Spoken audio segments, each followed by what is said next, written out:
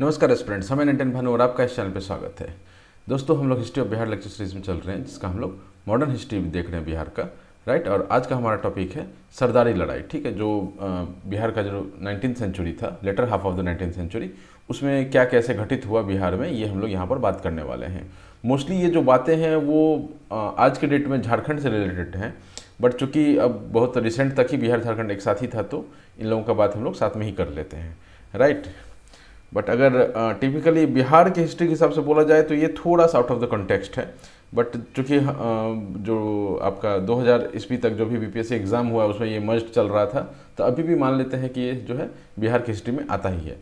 चलिए आते हैं टॉपिक पर। आगे बढ़ने से पहले एक रिक्वेस्ट है, प्लीज़ लाइक सब्सक्राइब और शेयर कीजिए, अपने दोस्तों को भी बताइए, ग्रुप्स में शेयर कीजिए, है ना। और जितने लोगों को जोड़ सकें जोड़िए इस चैनल से। चलिए आते हैं टॉपिक पर। तो सरदारी लड़ाई जो है, इसका नाम सरदारी लड़ाई क्यों बोला गया, ठीक है। अब ऐसा उस समय जो ये मूवमेंट चल रहा था उसको सरदारी लड़ाई नहीं बोला जाता था, लेकिन जब इतिहास लिखते हैं लोग तो फिर कुछ ना कुछ नाम देना होता है। जैसे इंडस वैली सिविलाइजेशन को चूंकि इंडस नदी के पास था तो उसका नाम उस हिसाब से डाल दिया, ठीक है। तो उसी तरह से इसका नाम जो है सरदारी लड़ाई रखा गया, क्योंकि जो इसमें पार्टिसिपेट करने वाले थे वो जो डिफरेंट ट्राइब्स थे उसके जो सरदार लोग थे उनके द्वारा किया गया था। ये वो सरदार नहीं है पंजाबी वाले, ये सरदार हैं आपके लीडर, जो आपका हेड होता है उसके हिसाब से, ठीक है। तो होता क्या है कि संथाल रिबेलियन आपका ख़त्म हो जाता है 1856 के आसपास, ठीक है। 1856 के मार्च तक जो है संथाल रिबेलियन क्रश हो जाता है, बट उसके बाद भी ट्राइबल मूवमेंट जो है वो छिटपुट चल रहे होते हैं, ठीक है। और किस चीज़ के लिए वो चल रहे होते हैं, उनका बस एक ही मतलब मकसद था कि हमारा जो लैंड राइट्स है, हमारा जो ट्रेडिशनल वैल्यूज़ है उसको जो है रिस्टोर किया जाए, ठीक है।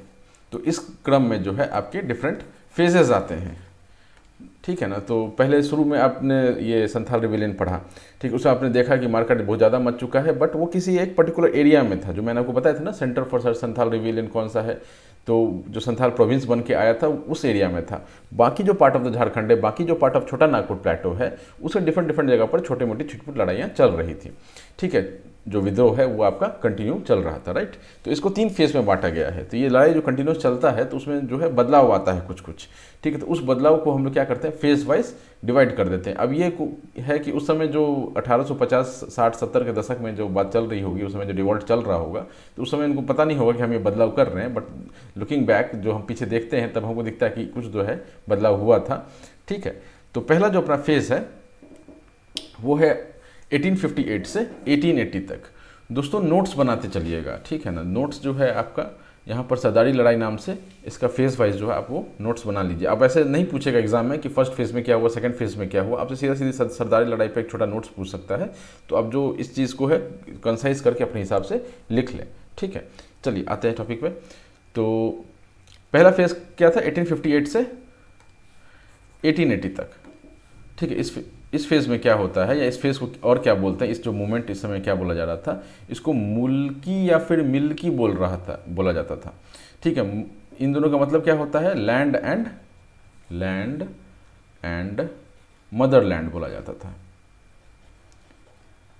मदरलैंड मूवमेंट बोला जाता था इसको, ठीक है। तो जब आपके एग्जाम में आएगा तो ये सीधा सीधी यही वर्ड्स आएंगे, है ना, मुल्की एंड मिल्की, यही आपके नाम आएंगे।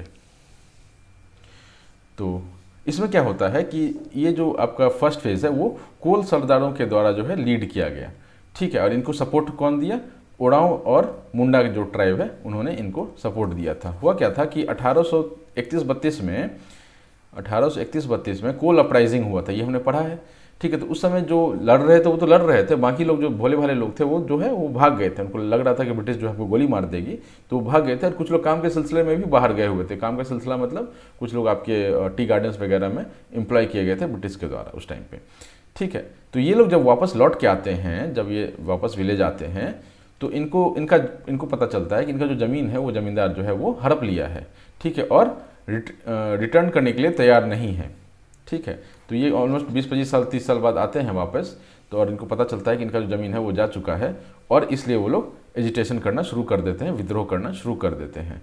और ये विद्रोह जो है ऑलमोस्ट 40 साल तक चलता है, ठीक है।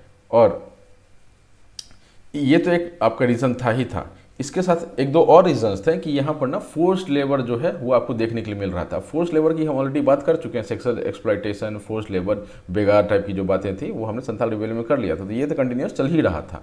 तो इसके अगेंस्ट भी वो लोग विद्रोह कर रहे थे और रेंट जो है वो इंक्रीज कर दिया गया था, टैक्स जो है वो इंक्रीज कर दिया गया था मिडिल मैन के द्वारा।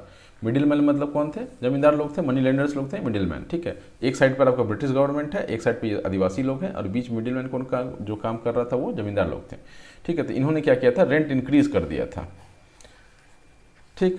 इस मूवमेंट का, इस फर्स्ट फेज जो है मूवमेंट का, उसका जो आपका सेंटर था, ठीक है, स्टार्ट होता है आपका छोटा नागपुर खास से और इनका जो मेन सेंटर था वो दोईसा, खुखरा, सोनपुर, बसिया, ये सब कुछ कुछ गोड्डा नहीं,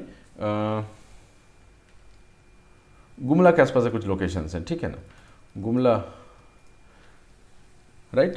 तो जैसे दोईसा शायद गुमला के पास है, बसिया तो पक्का पक्की गुमला के पास है। तो ये सब जो एरिया है, आप उतना डिफरेंट मत जाइए कि कौन सा कहाँ पर है। अगर आप झारखंड से हैं, इन एरिया को जानते हैं तब तो आपको पता ही होगा, नहीं पता है तो बस आप नाम याद रख लीजिए। और ये कोई आपको सेंट्रल जो गवर्नमेंट का एग्जाम होता है या जो नेशनल लेवल एग्जाम होता है उसमें नहीं पूछा जाएगा, ये सिर्फ बिहार और झारखंड के ही इतिहास में पूछा जाएगा आपसे, ठीक है। तो छोटा नागपुर खास से डिवॉल्ट शुरू होता है और इनका जो मुख्य सेंटर था, जो प्रमुख केंद्र था, वो आपका 4 जगह है, ये आपको याद रखना है, ठीक है। जब ये मूवमेंट बहुत ज़्यादा बढ़ने लग गया तो ब्रिटिश गवर्नमेंट ने क्या किया, एक लोकनाथ नाम के व्यक्ति को सर्वे के लिए भेजा, ठीक है। उन जमीन को जिसके लिए ये एजिटेशन चल रहा था उसके सर्वे के लिए लोकनाथ नाम के इंसान को भेजा। इन्होंने सर्वे तो कर रहे थे, इन्होंने पूरा सर्वे कंप्लीट नहीं किया, लेकिन जितना भी किया उसके बेसिस पे छोटा नागपुर टेन्योर्स एक्ट पास होता है, ठीक है। कब? 1869 में, 1869 में छोटा नागपुर टेन्योर्स एक्ट पास होता है। इसके तहत एक प्रोविज़न बनाया गया कि ओरांव लैंड, मझिया लैंड जो लास्ट 20 ईयर्स में स्नैच किए गए हैं उनको रिटर्न किए जाएं, ठीक है। तो ये जो चाह रहे थे आदिवासी लोग, ये उनका जो मन था ये यहाँ पर पूरा हो रहा था, ठीक। और क्या होता है कि जब ये इम्प्लीमेंट कर रहे थे तो इसके तहत जो है ये बहुत सारे जो आदिवासी थे उनका जो मन था वो पूरा तो हो ही गया था, और साथ ही साथ उनको जो ज़मीन है वो मिलना शुरू हो गया था, ठीक है।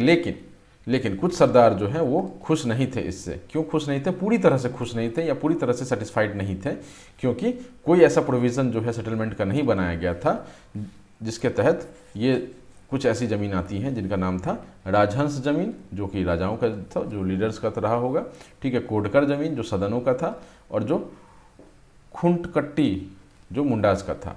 ये जो ज़मीन है इनका जो है इसमें इस एक्ट में वर्णन नहीं था कि इन ज़मीन का क्या करना है, इन ज़मीन का सेटलमेंट कैसे करना है, नहीं करना है, या सेटलमेंट करना भी है या नहीं करना, कुछ मेंशन नहीं था। तो इसलिए जो आपके सरदार लोग थे वो पूरी तरह से सेटिस्फाइड नहीं थे।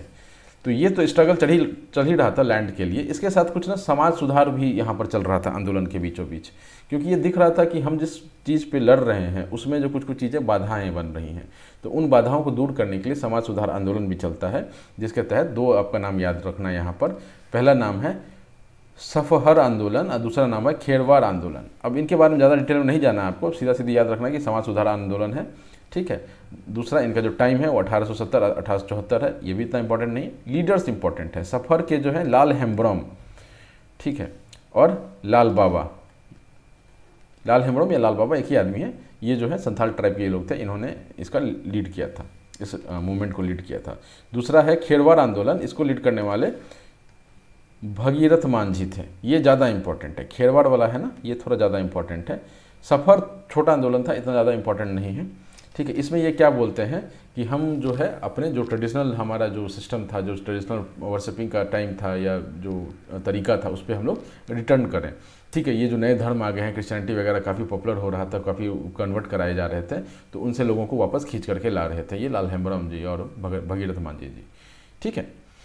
तो ये हमारा फर्स्ट फेज़ के बारे में था।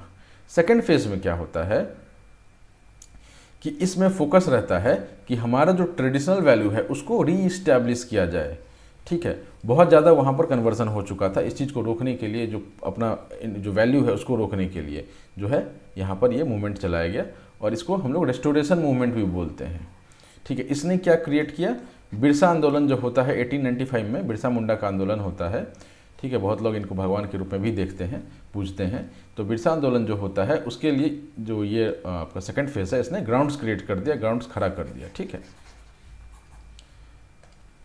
यहाँ पर होता क्या है कि क्रिश्चियन मिशनरीज जो हैं वो डिफरेंट टाइप ऑफ प्रलोभन देते हैं लोगों को कि आप क्रिश्चियनिटी में कन्वर्ट हो जाइए, और भोले भाले आदिवासी लोग इनकी बात मानकर कन्वर्ट हो जाते हैं, ये सोचकर कि हमको जो एक बार हम क्रिश्चियन बन जाएंगे तो हमको जो अपना लैंड है वो वापस मिल जाएगा। ठीक है, बट ऐसा नहीं होता है। ठीक है, और इससे ये लोग परेशान होकर के, फेडअप होकर के इन्होंने क्या किया, वापस अपने ट्रेडिशनल प्रैक्टिस पे मूव बैक कर गए। ठीक, तो ये आपका सेकंड फेज में होता है, इसको रेस्टोरेशन फेज भी बोला गया है। थर्ड फेज में क्या होता है, ये जो है लीडर जो आपका आंदोलन है वो आपका पॉलिटिकल हो जाता है। ठीक है, पॉलिटिकल कैसे होता है हम अभी बात करेंगे, उससे पहले ये समझ लें कि इसमें होता क्या है। ठीक है, इसमें होता ये है कि जो मेनली इनका जो आदिवासियों को ज़मीन था कुछ तो मिल गया था उस एक्ट के तहत। ठीक है, लेकिन ऐसा तो है नहीं कि पूरा पूरी हो गया था, और जो अधिग्रहण चल रहा था या ट्रांसफ़र ऑफ लैंड चल रहा था वो ख़त्म हो गया था, अभी भी लूटपाट मचा ही हुआ था, क्योंकि अल्टीमेटली जो सरकार थी उसका मनसा ही था लूटपाट का। जब आपका मनसा ही है लूटपाट का तो आपको कितना भी बेहतर करने का दिखा दें, लेकिन आप एंड ऑफ द डे लूटेंगे ही।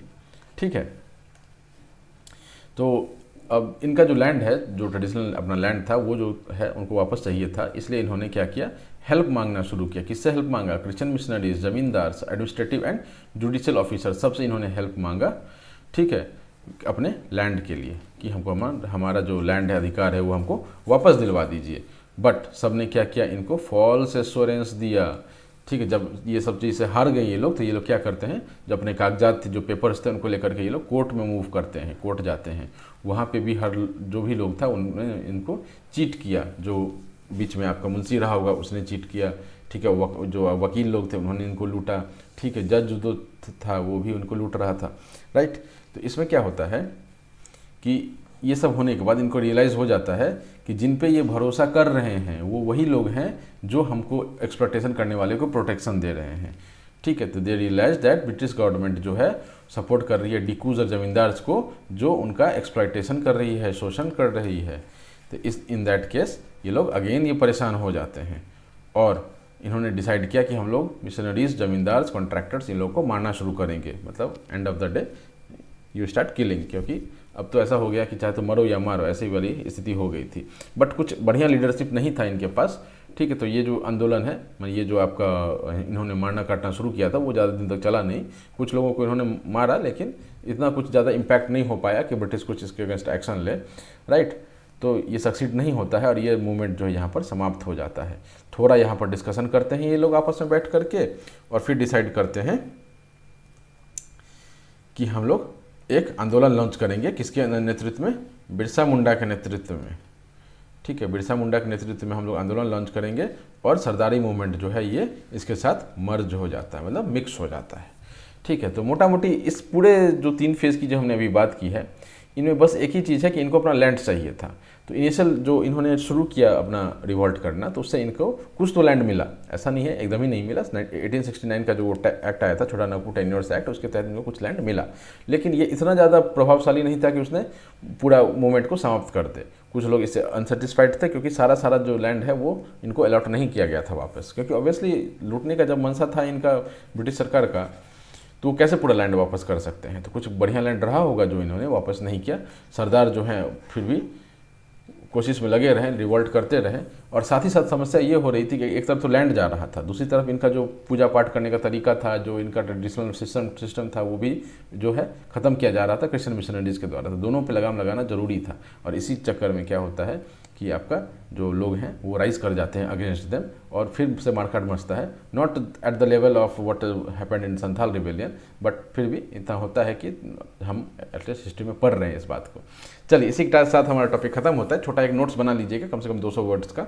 ठीक है, बहुत ज़्यादा मटेरियल नहीं था इसमें। इस वीडियो को यहीं पर समाप्त करते हैं। आपसे रिक्वेस्ट है, प्लीज़ लाइक, सब्सक्राइब, शेयर कीजिए। डिस्क्रिप्शन एक बार चेक कर लीजिएगा, उसमें आपको कुछ लिंक्स मिल जाएंगी। राइट, तो उस लिंक में आप ये कर सकते हैं कि जो आपके काम का चीज़ हो वो निकालिए, पढ़िए, एग्ज़ाम निकालिए, बल्ले बल्ले कीजिए, है ना। और सबसे आखिरी में आपको UPI का मेरा लिंक मिल जाएगा, मेरे इंस्टाग्राम का लिंक मिल जाएगा। आप मुझसे जुड़ना चाहें इंस्टाग्राम पे तो UPI के लिंक में आप मुझे कुछ गुरु दक्षिणा दे सकते हैं, आपकी इच्छा हो तो। राइट, तो इसी के साथ Tata, thank you, all the best.